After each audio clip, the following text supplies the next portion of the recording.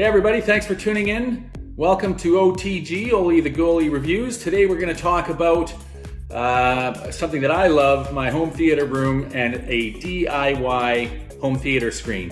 When you look at the screens on the market today, whether you're buying them online or in a store, retail can go from $500 to $2,500 to $4,000 or $5,000 for screens. I want to show you that you can build one for about $185 that looks every bit as good, if not better, in lighting conditions, both bright light and dark, at a much better price with much better results. So stay tuned for this video. I'll show you what the material is that I used, how the results turned out.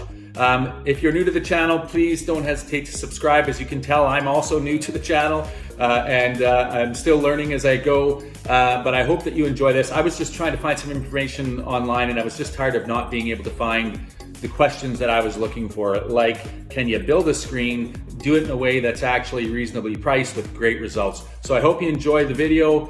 Please don't hesitate to click on the subscribe and sit back and enjoy. So as I mentioned in the opening of my video, I wanted to do just a short video to show you that you don't have to spend a ton of money on a projection screen, and I'm talking some up to thousands of dollars, to get good quality. This is a screen that I built on my own, purchased the material off of Amazon by a company called Geneza, and the brand of the screen is Fomden. I'll put a link in the video. The LED strips I purchased from another company off of Amazon, Huawei.ca.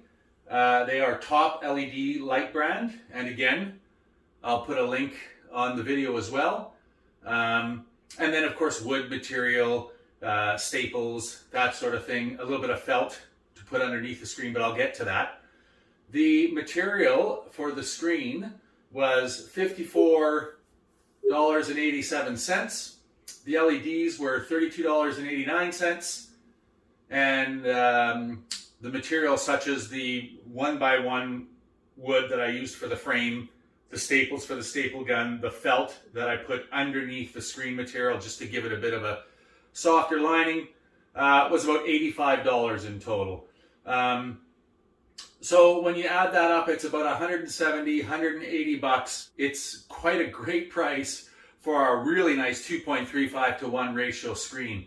You'll notice that the Apple TV is carrying beyond the 2.35. That's because, of course, it's in 16:9. You can choose to build your screen in whatever ratio you want. I chose 2.35 to 1 because I really appreciate keeping the movies in the original format, and the majority of movies are in that 2.35 to 1. So just to give you an idea, it's fantastically sharp. You have to remember too that I have 4 pot lights on in this home theater room. It's as bright as it can be, and yet the screen still looks that good. And again, that's just off of just on regular lighting. If I actually shut the lights off, that's the difference. And it's much brighter, much more saturated, much more contrast, much better darks, and we'll show that in a couple of clips. But just to give you an idea, that's with the lights off versus with the lights on. Again, still very impressive. The bigger reasons why most people don't go with projection is they're concerned with having to watch a show in dark. Well, you don't have to do that anymore. So let's go in and actually give you an example of a movie. So let's go into movies. Oh, here's some of the sort of the canned screensavers built into the Apple TV. Some of them are good. Some of them are kind of dark and not so easy to see. Like this one here. Flying along Dubai. Again, lights off. Or the Sahara at night. The Upper East Side, Central Park in New York. And again, I can actually choose if I want to take my projector. Just gonna turn on the lights here just to show you this. because I have it set up with the touch of a button. My projector will actually readjust the lens size and fit it to the 16:9 within the screen size. And I think I may have hit the wrong button here and just went back to the normal. No, here we go. So there you go. So now I've got it in the actual 16:9, but I'm going to go back to the other size because I want you to be able to see it. All right. Now, as that's getting it set up, there's another example of quite a bright green picture with the lights on and lights off. Note that unlike a lot of really inexpensive, not such great screens, you get reflecting light off of the screen. Because this is an anti-light reflecting material, and I should have mentioned that at the beginning of the video, you see that there is some light reflection on the screen, but it's very little. I had purchased a screen off of another retailer for about $1,100, had it delivered, put it up. It was really nice. It had a great frame, you know, very bezel-less, nice LED screen. But man, you turned the lights on and the picture became washed out. You couldn't see anything. It looked horrible. So again, to go back to the discussion on of just having your own product and doing it yourself, how much better it can be. All right, let's go now. Again, as I said, to an actual movie. I'm going to just show you a couple of. Let's go to Luca, because that looked pretty good. My daughters watched this the other night, and it looked pretty darn good. So let's go to this. So here's a couple of seconds with the lights on.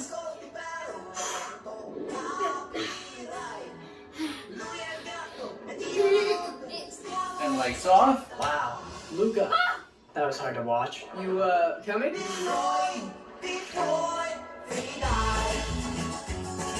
We do not go anywhere near the surface. Got it? Everything good is above the surface. Walking, air, the sky, clouds, the sun. Whoa, don't look at it. Just kidding.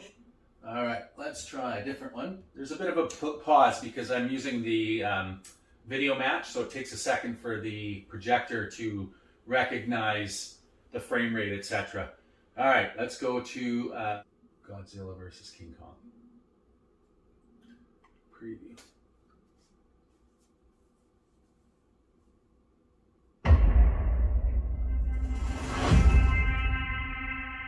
This is our only chance. Again, lights on. We have to take it. And lights off. We need Kong. The world needs him. To stop what's coming. Now, if I want to add a little bit to the picture, and you notice now it's 2.35 to 1. Communicate with it. Let's throw in the LED screen, the lights, and what you see is how it makes it pop. It really brings out the picture, and the LED just adds to it. Kong did the same.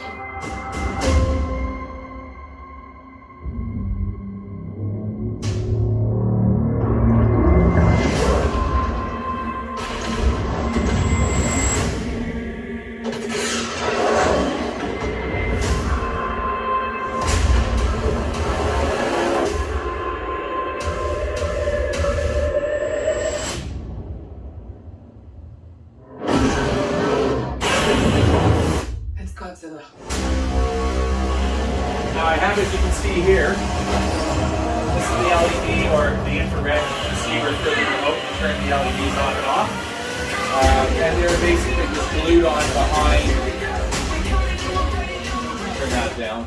And what we end up with is a pretty dang good screen, for a really reasonable price. Much better than any of those screens that you're going to pay. There we go. Back to Apple TV. So here for $185 thereabouts, you can have yourself a pretty darn good homemade projector screen for much, much less than you'll pay online buying it through a retailer. and it's going to look every bit as good, or maybe even better, I would venture to say. If you have any questions in the comments below, please don't hesitate to, if you're a first-time visitor, hit subscribe.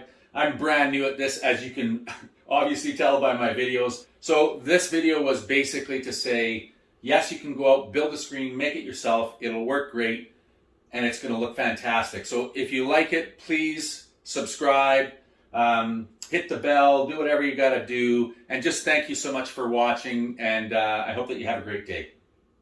Thanks so much.